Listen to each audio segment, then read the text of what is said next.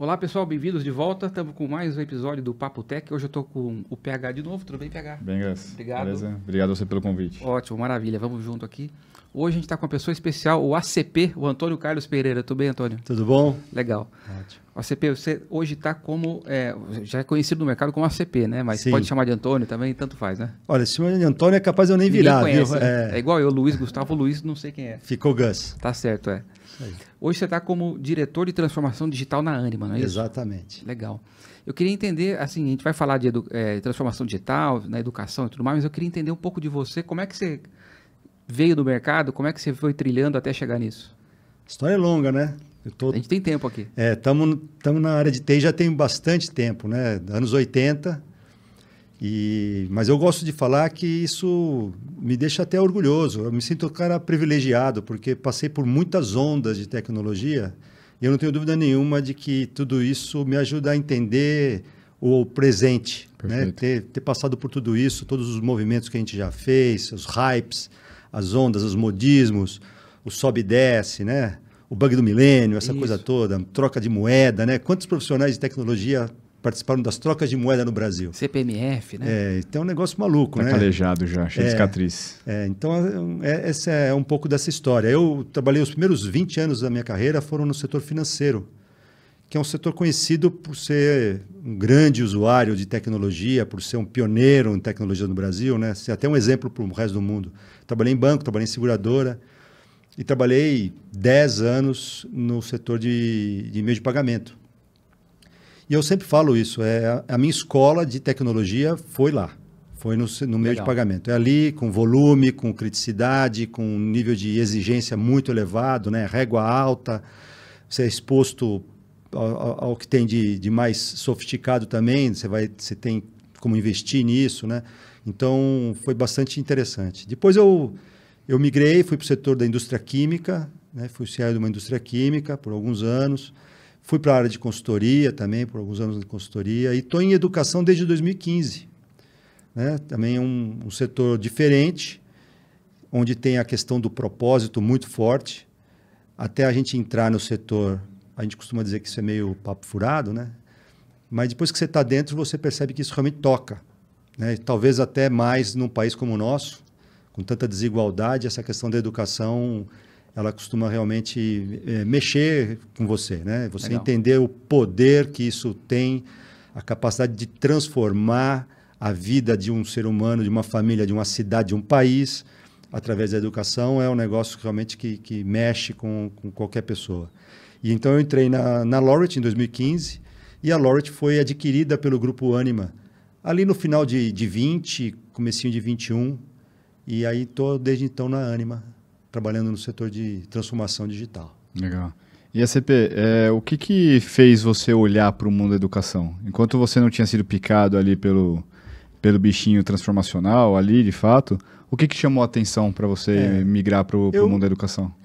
Curioso, né? Eu comentei, né, que eu estava passando por uma área de consultoria e na verdade, eu recebi um convite de uma ex-cliente,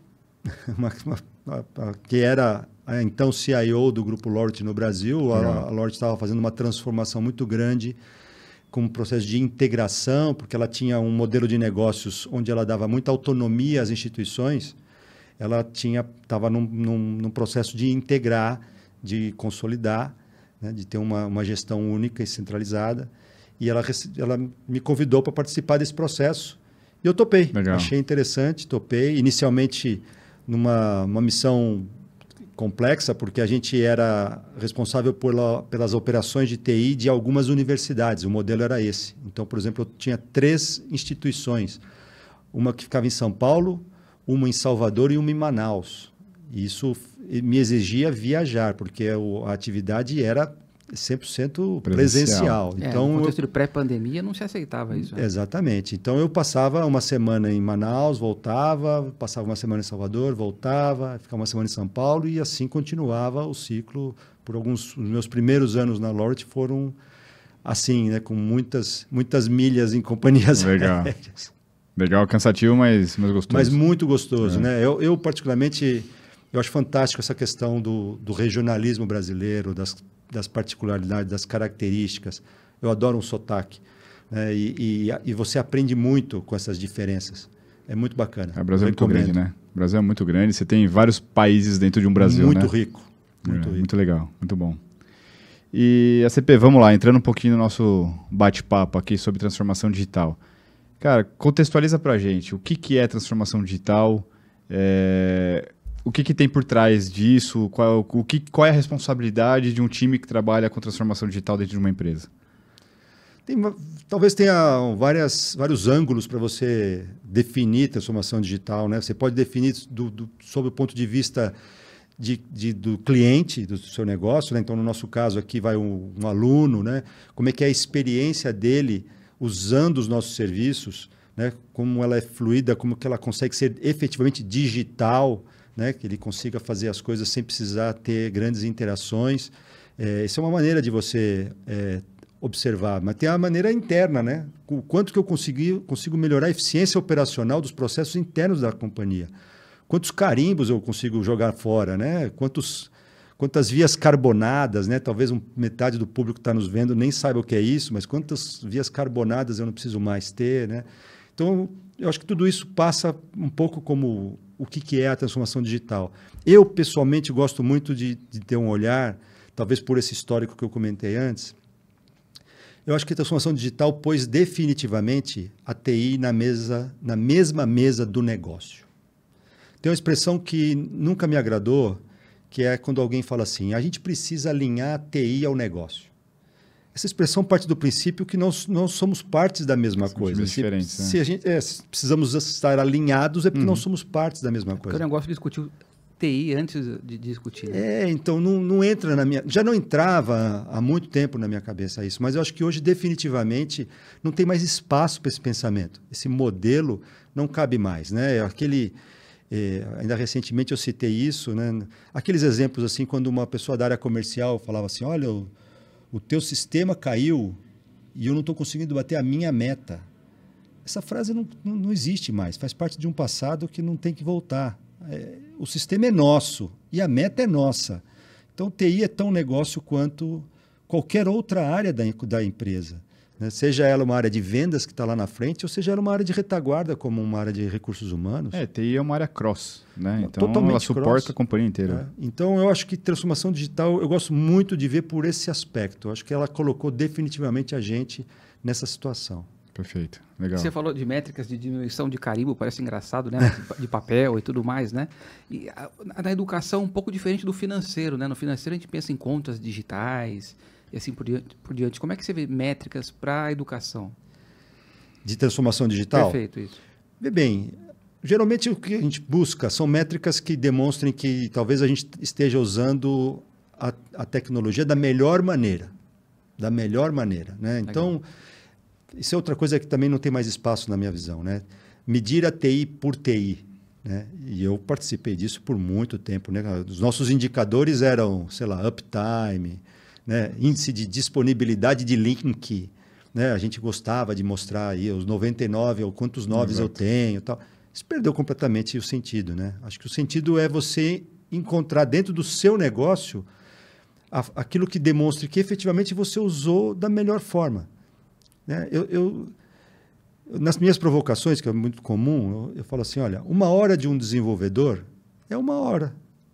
Você usa do jeito que você quiser. Se você pedir para ele fazer um relatório bobo, ele gastou 1 hora desse desenvolvedor. Agora, se você tiver uma ideia transformacional, essa 1 hora vale muito. Então, eu acho que a luta é por você encontrar indicadores que efetivamente demonstrem isso. Por exemplo, quão fluido é a experiência de um candidato se inscrever num processo seletivo de uma instituição nossa? Entendeu? Quantos cliques ele dá para se inscrever? Quanto tempo ele demora para receber a mensagem? Você foi matriculado. Você passou no processo seletivo e está matriculado. Isso pode ser um indicador de sucesso que demonstra que a tecnologia está efetivamente melhorando o aspecto do negócio. E você pode encontrar indicadores desses em diversos processos da companhia, não necessariamente só lá na ponta que dá cara para o seu cliente, mas também dentro, né, da empresa você pode ter outros indicadores de processos internos que facilitem a experiência. Eu acho que isso conecta muito com a questão de o quanto você consegue, através das entregas de tecnologia, seja uma transformação de um processo, alguma coisa, mexer nos ponteiros de OKR da empresa. Então, o que de fato eu estou fazendo, que eu estou refletindo uma mudança, ali, seja de experiência para o meu usuário, para o meu aluno, seja na redução de impressão de papel, até conectando já com ESG e outras coisas, né? Então, acho que você consegue ali, através das suas melhorias de processos, novas ferramentas, implementações ali, o quanto você consegue melhorar nos ponteiros da companhia. Exato, né? Você consegue encontrar indicadores em várias áreas, né? Quantidade de pessoas necessárias para determinados processos, o tempo necessário para concluir um processo. Imagina uma reclamação. Imagina um problema. Toda empresa tem problemas. Como é que é o processo para um cliente seu reclamar? Você conseguiu mudar alguma coisa nesse processo usando tecnologia que deixou isso mais fácil, mais rápido? Ele encontrou o solucionador de uma maneira melhor? Então, você definitivamente trouxe a transformação digital para esse processo. Legal. E a CP, como que você enxerga o papel de uma pessoa, no seu caso, o diretor de transformação digital? Como que isso se estrutura dentro de uma cadeia na empresa? Eu digo, você tem o time de negócio, você tem o time de tecnologia. Aonde transformação digital aqui entra? É um meio de campo? É uma área terceira? Como que é essa estrutura?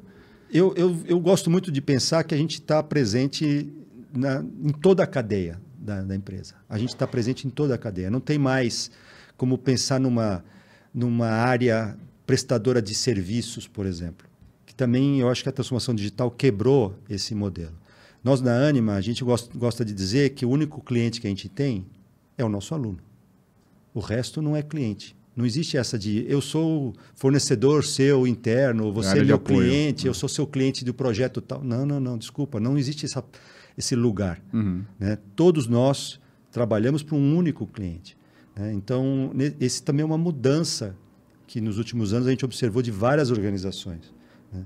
E eu acho que a transformação digital se encaixa ali, ela se encontra ali, ela cruza toda a companhia, né? E você tem como usar melhor o que já está à sua disposição, como encontrar coisas no mercado que podem encaixar e fazer melhorar também esses processos internos. E aí o seu time ele acaba demandando para time de tecnologia melhorias, processos, testes ou coisas do tipo? Como que é? Hoje os times são compostos por... Né, são multidisciplinares, são times multidisciplinares. Então você tem, por exemplo, eu tenho uma responsabilidade muito grande na parte financeira. Então, você tem equipes que são compostas por pessoas que têm uma expertise elevadíssimo de finanças e por pessoas de tecnologia. E em determinados momentos do trabalho, se você conseguisse observar, é que a gente trabalha de maneira remota, mas eu fico imaginando, se trabalhássemos de maneira presencial, você não ia nem entender aonde entra um, onde começa um, onde termina o outro. Eu acho que isso é a beleza. Quando você consegue montar um time com esse tipo de objetivo, de atuação, né? Aí acho que você foi vencedor. Legal, super concordo. Muito bom. Muito bom. A CP, como é que você vê a transformação digital impactando a educação em relação às edutechs que trazem menos bagagem, mais agilidade, e como que os grandes grupos estão se adaptando? Olha, Gus, está todo mundo tentando achar. Sim. A verdade é essa, né? Está todo mundo tentando achar onde é que tecnologia vai ajudar mais a área de educação. Que ela é uma alavanca, não há dúvida nenhuma em nenhum lugar, nem no Brasil, nem em nenhum lugar do mundo. A tecnologia entrou definitivamente. Seja na questão de processos, como eu comentei, ou mesmo na questão acadêmica de ensino. Né? O uso da tecnologia, por exemplo, durante a pandemia, acho que a gente foi um dos setores que também foi acelerado fortemente, né? Em função disso. Né? Quer dizer, muitos paradigmas foram quebrados, né? E a gente teve vários exemplos assim, de professores, né, que não se imaginavam tendo que dar aulas remotas e dando. E muito do que a gente fez naquele momento, porque era emergencial, se incorporou na rotina. Perfeito. Agora porque eu quero, não é porque eu só tenho essa opção, é porque, né, se antes foi por falta de opção, agora é porque eu escolhi fazer isso. Né? Então, acho que nesse sentido a tecnologia está muito presente e sempre buscando mais, sempre buscando mais. E a CP, só uma dúvida, o Grupo Ânima ele tem um foco no modelo mais híbrido, isso devido à pandemia ou ela já vinha nessa... Não, já vinha, já era algo muito presente na Ânima, né? A questão do hibridismo. A gente costuma dizer o seguinte, entre o 100% presencial e o 100% online, a gente consegue oferecer alguns sabores aí no meio. Né? Isso também vale num outro eixo, que é entre o 100% síncrono e o 100% assíncrono. Legal. Também tem vários sabores aí. E essa composição, eu acho que dá uma riqueza. Você tem que lembrar sempre que, no caso da Ânima e de outros grandes grupos como o nosso, nós temos um público muito grande, né? Muito disperso. Né? Então, assim, a gente tem, vamos pensar, a gente tem alunos que fazem um curso de medicina clássico, convencional, mas nós temos alunos que fazem vários cursos no modelo de 100% remoto. Então, tem perfis diferentes, com necessidades diferentes, com demandas diferentes. Então, passear por essas possibilidades só faz a gente oferecer uma solução melhor, que se adapta melhor para aquele público. Né? Não existe um único remédio, a gente sempre sabe disso. E na pandemia, tem uma curiosidade, na pandemia, o que foi o maior baque para vocês, assim, pensando em transformação digital para a companhia? Uma empresa que já vivia o hibridismo. Uhum. Como que foi? Foi uma loucura, não foi? A empresa já estava preparada? Foi curioso. Naquela época também teve umas lives, né? A gente foi convidado para umas lives, e aí numa dessas lives a pessoa me perguntou assim, quanto tempo vocês levaram para retomar? E eu falei, nós levamos 3 dias. Né? Ele falou, nossa, em 3 dias estava tudo funcionando remoto? Como é que vocês conseguiram? Eu falei, não foram 3 dias. Talvez os últimos 3 anos de trabalho que nos permitiram, em 3 dias, estarmos prontos para atender essa situação. Ninguém ia conseguir sair do absoluto zero e, em 3 dias, entregar alguma coisa remota, uma experiência mínima de funcionamento remoto. Então, a gente já vinha trabalhando com várias questões. A adoção de cloud, telefonia por IP, né? Uma série de questões que foram entrando naturalmente no dia a dia da empresa e que, quando a gente agora precisou virar a chave de verdade, foi mais fácil. Né? Talvez algumas organizações tenham tido mais dificuldade porque ainda estavam em modelos mais dependentes, dependentes de algo local. Né? Perfeito, legal, muito bom. E quais são as principais barreiras que você entende ali para fazer a transformação digital no mundo da educação? Eu não sei se o mundo da educação tem alguma barreira muito específica. Tá bom. Né? Eu acho que, de novo, vou citar a pandemia, eu acho que a pandemia ajudou a quebrar muito de possíveis barreiras culturais, né? Na educação e em outros segmentos. Então, eu não vejo isso. Mas eu vejo que, sim, as áreas de negócio, eu acho que elas, de uma vez por todas, elas entenderam o poder da tecnologia e a necessidade de fazer isso de uma maneira, como eu falei antes, né? De uma maneira conjunta. E não no modelo peço alguma coisa, fico esperando, sentado, que alguém me traga de volta. Não, eu acho que isso já também não tem mais espaço. Né? A construção é conjunta, é interativa. Né? A busca das soluções não é delegada para uma outra área. Né? É feita em conjunto, todos ao mesmo tempo. Legal. O CP, em relação à transformação, não só digital, a gente já falou aqui um pouquinho do digital, mas de gerações, né? Eu sou da geração bolinha, mas a gente está falando muito de geração Z, geração alfa agora, e parece que esse pessoal demanda um jeito novo de ensinar, de aprender, né? Como é que você vê essa questão? Veja bem, a gente, na educação, a gente tem dito o seguinte, assim como em alguns outros setores, ninguém sabe como vai ser o futuro. Mas todo mundo tem certeza que não vai ser igual ao presente. E a tentativa é justamente você ir experimentando algumas coisas que você vai percebendo que essas gerações novas demandam. Então, por exemplo, a adoção de tecnologia é natural. As gerações mais jovens são essencialmente digitais e lembrando que a nossa grande massa é de jovens, né? Nossos clientes são jovens, na grande massa.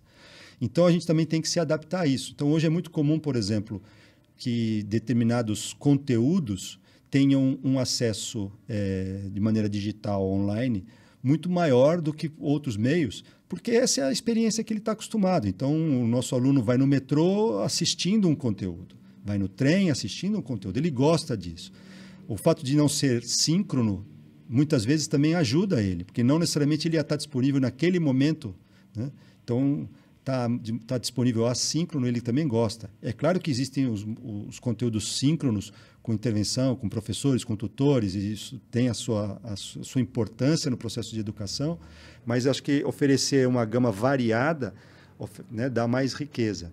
Outras questões que são muito comuns das gerações mais jovens, né, nós, por exemplo, estudamos numa época que a gente entrava na faculdade, cursávamos o mesmo curso, com os mesmos professores, com os mesmos conteúdos, fazíamos os trabalhos em grupo com as mesmas pessoas, saíamos igual, todos iguais, né? Ali empacotados. Isso também, a gente já observou que isso não tem mais espaço, né? Hoje existe uma realidade, não é mais uma tendência, uma realidade muito forte de você, de alguma forma, personalizar a trilha da educação daquele jovem. Então, nós dois vamos entrar num curso de administração, mas você tem uma certa tendência para ir para um lado e eu para outro, e não necessariamente os dois, embora terminem o curso se graduando em administração, tivemos conteúdos diferentes na nossa formação, e que vai acabar representando o que é na vida do dia a dia, né? Nos empregos depois. Então, acho que isso também é uma realidade. A gente pratica isso, por exemplo, usando tecnologia. Então, várias disciplinas dos nossos conteúdos, elas são comuns em vários cursos, né? Nós temos disciplinas básicas que são comuns em vários cursos.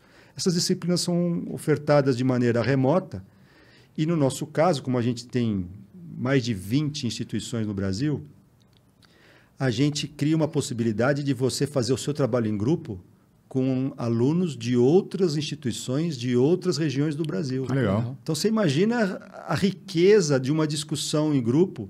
Se a gente está fazendo aqui, sei lá, Teoria Geral da Administração. Vamos fazer um trabalho de grupo.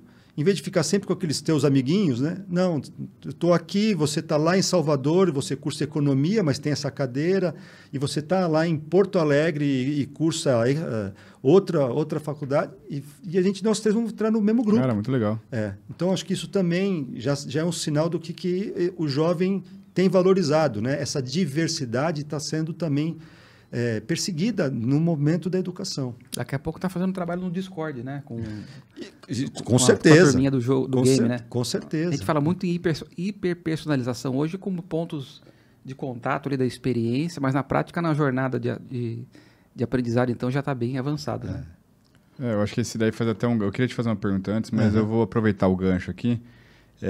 Cara, o OpenAI, né? O Gemini, etc., como isso está sendo participado, envolvido nas iniciativas do Grupo Ânima ali? Bom, quem não está falando sobre GenAI hoje, né? Eu brinco que até o meu barbeiro quer falar de inteligência artificial hoje em dia.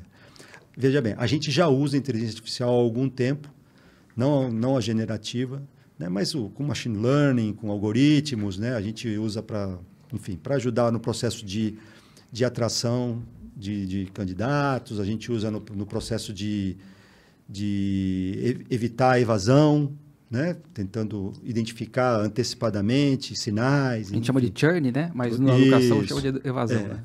Então, assim, a gente já tem isso presente há algum tempo dentro das nossas estruturas, não só nós, mas outras empresas do setor também já fazem isso. E agora, mais recentemente, a gente também está experimentando o uso da IA generativa, como todo mundo, tentando entender aonde vai ali para correção de provas, né, com questões mais ligadas a textos e tudo mais. E tem também o aspecto que é preparar o aluno para esse novo mundo. Então, também acho que tem o trabalho do corpo docente entender isso e passar, porque os nossos alunos também estão querendo entender, né? Às vezes alguém me pergunta assim, eu vou perder o emprego para a inteligência artificial? Eu falei, olha, eu acho que não, mas você pode perder o emprego para alguém que usa a inteligência artificial melhor do que você. Exato. Então, se minha sugestão é aprenda a usar, entenda até onde vai, até onde não vai, entenda, né, problemas, entenda riscos e tudo isso, mas se souber usar, certamente você vai ser um cara diferente em relação ao coleguinha do lado que não usa. né? Com certeza. E ACP, você enxerga hoje ganhos já no uso da inteligência artificial? Com certeza. Você já consegue calcular retornos financeiros em cima disso? Eu fico imaginando assim, imagina um desenvolvedor. Alguém consegue imaginar um desenvolvedor que vai sair do zero desenvolvendo alguma coisa? Faz muitos anos que... Ainda que a empresa formalmente não proporcione algo, se você é um desenvolvedor, minimamente você vai ali por conta própria. Fala assim, cara, eu não vou sair do zero. Eu vou fazer, eu vou pegar uma dessas gerações aí e vou sair do 10, do 20, do 30 e depois eu vou dar o meu toque, vou refinar e tal. Isso não é novo. Isso não é novo, né? Assim, um dia desses eu também fiz um comentário quando alguém começa a falar, a nossa área é muito boa em requentar coisas, né? Em botar nome novo, né? de tecnologias que já não são tão novas assim. No final dos anos 80, eu era um especialista numa linguagem, na época, linguagem de terceira geração e tudo, que já produzia códigos a partir de textos, usando mainframes. Na época, os mainframes IBM, né, com VM, que chama VMAS, essa tecnologia. Então, os negócios antigos. E como pode citar o nome das tecnologias que o pessoal gosta. Vai gostar. VMAS, né, de Application System. O Gus conhece. Final dos anos 80, IBM. Eu respondia perguntas de um roteiro do software e ele me produzia um código. E depois eu editava o código e melhorava questões de performance, porque ele realmente não era performático, né? Essas primeiras versões não eram performáticas. Mas, assim, eu estou falando de algo que tem 30 anos, né? Então, assim, isso não é novo. Então, eu não consigo imaginar hoje um desenvolvedor que não faça um bom uso disso, né? Todas as profissões estão entendendo e estão tentando aproveitar como melhor utilizar. E como que você enxerga essa parte dessa facilidade que hoje os alunos têm de acesso a essas ferramentas, de não de fato estudar, sabe? Utilizar para o mal, vamos dizer assim, essas ferramentas. Olha, a maior parte das coisas tem duas possibilidades, né, de você utilizar, né? A gente até brinca assim, a faca é um instrumento excelente para ajudar a gente na alimentação, mas também pode ser mal utilizada. Então, eu acho que é a mesma coisa aqui, não tem como ter essa questão. Tem que ter um discernimento de entender. Eu, particularmente, eu sou um cara otimista em relação a isso. Eu acho que a sociedade está aprendendo a lidar com isso. Existe o desafio de como que a gente faz uma contenção, se é que é possível, mas como minimamente a gente consegue contornar certas situações, mas eu acho que os que souberem usar para o bem vão se dar melhor. Né? Então, eu acho que os que quiserem se diferenciar no mercado de trabalho, que é efetivamente, né, a grande parte dos nossos alunos, a questão da universidade é uma alavanca para o mercado de trabalho. É claro que tem um percentual para pesquisa, né? A gente também atua nisso, ou mesmo para a área acadêmica, né? Com mestrados e doutorados, mas assim, a grande maioria está visando uma elevação do seu nível no mercado de trabalho.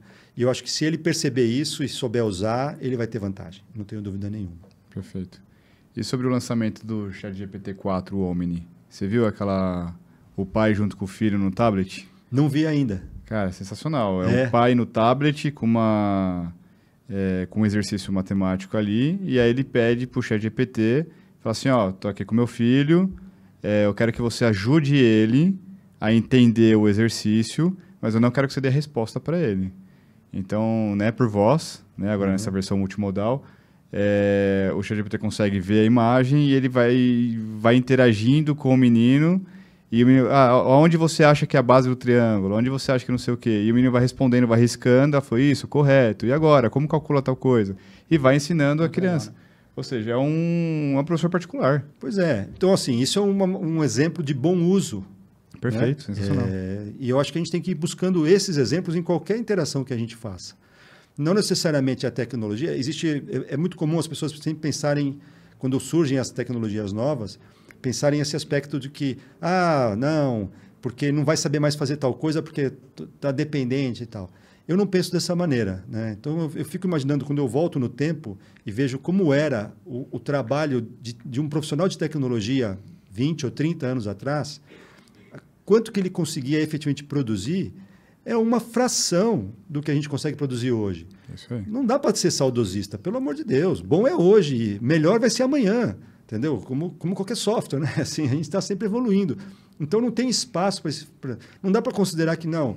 Antigamente, quando a gente usava a régua de fluxograma, era bom. Imagina quanto tempo demorava. Então a tecnologia veio e nos ajudou, a gente consegue fazer muito mais coisas. Eu tento encaixar a inteligência artificial nesse mesmo conceito. Eu acho que a gente vai tirando coisas que hoje não necessariamente entregam um grande valor no final. Elas consomem tempo, energia ou risco e não vão mais ser necessárias, porque a gente vai usar a tecnologia para isso. Mas o propósito final continua mantido. Eu faço muito a referência na época de faculdade, você estudando cálculo, derivada, você fazia aquelas folhas e folhas para resolver o mesmo problema que depois de 6 meses de aula você aprendia que era só aplicar uma fórmula. Era mais fácil, né? Que era muito mais fácil, não precisava fazer toda aquela... assim, até para entender o conceito faz sentido, para você saber, sim, né, da onde vem, né, não é mágica, né? Mas não necessariamente você precisa repetir isso. É por isso que eu acho que essa questão do ChatGPT nesse exercício que deu, cara, você pode usar o ChatGPT para te ajudar a aprender e não te dar resposta. Exatamente. Então eu acho que esse é sensacional. E eu que tenho filho pequeno, para mim vai ser muito útil. Ter que relembrar um monte de coisa para ajudar na... A lição de casa da molecada tá difícil. Exato. Tá bom.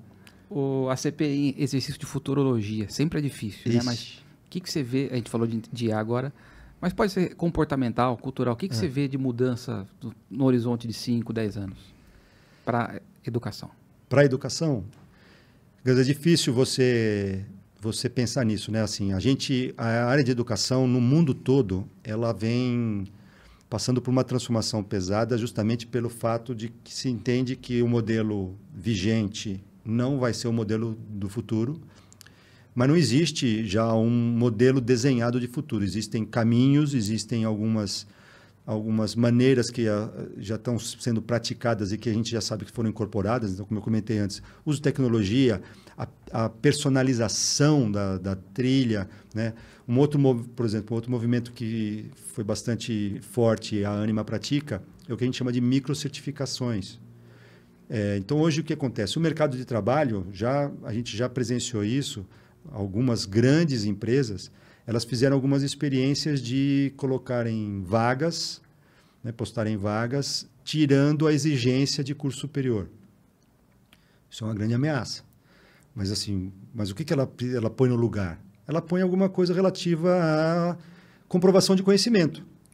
Então, como eu respondo a isso? A gente respondeu usando esse processo. A gente empacota conhecimento em intervalos menores, né, de tempo e certifica o nosso aluno. Olha, se você quiser usar isso daqui no mercado de trabalho, você já pode. Eu tô te certificando com esse conhecimento.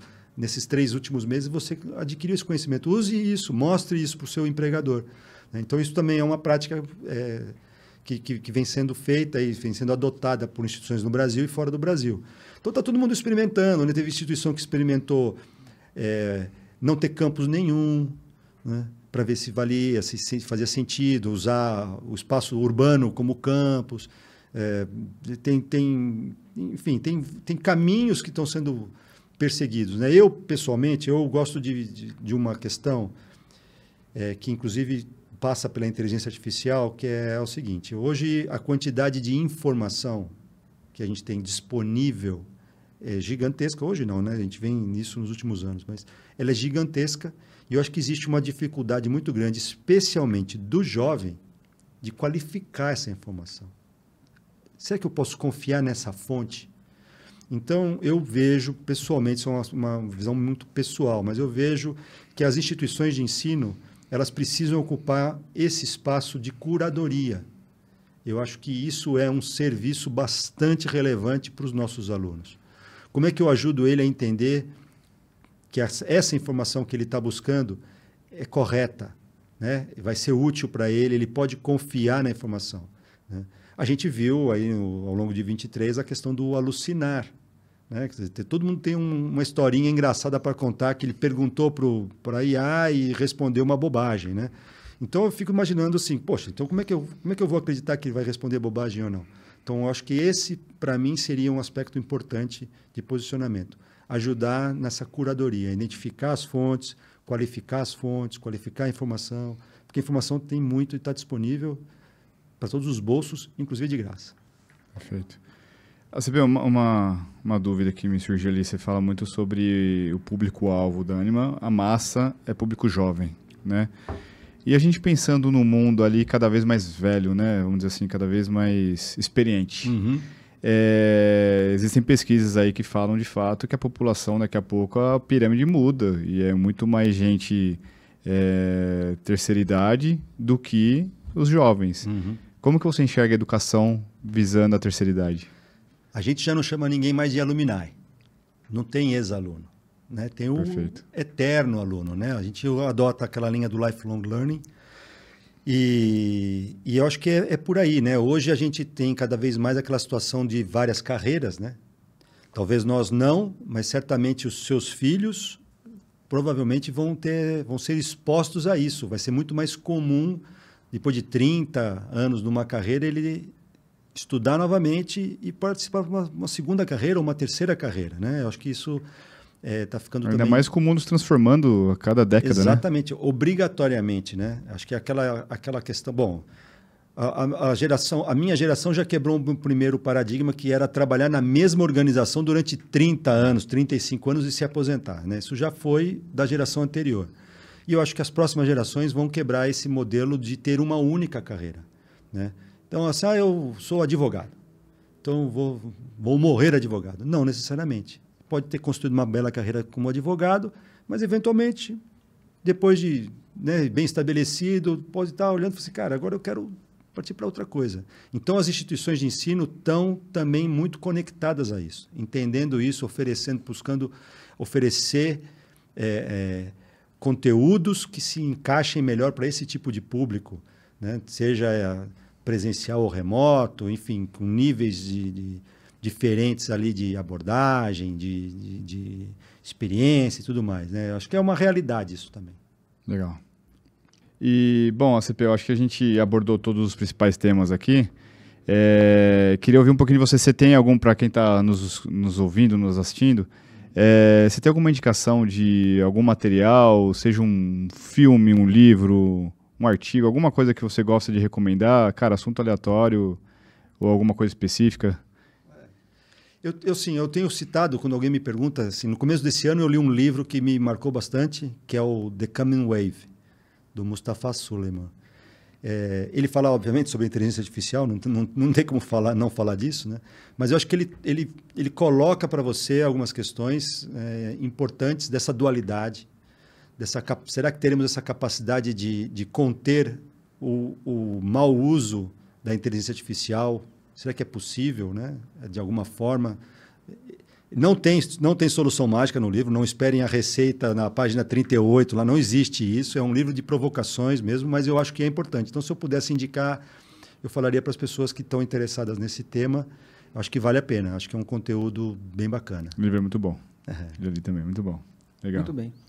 ACP, queria te agradecer, então, foi um papo bom. Eu que agradeço. Me eduquei aqui. Não, sensacional, aprendi bastante coisa aí. Muito sempre bom, essa conversa é sempre boa. Obrigado pelo convite também. Isso, legal. Foi um prazer. Gostei de conhecer a sua história também e tamo junto. Legal. Tá bom, PH, ótimo. obrigado então de novo. Obrigado. Vamos lá, obrigado ACP novamente. Valeu. Legal, pessoal, fica até o próximo, valeu. Obrigado.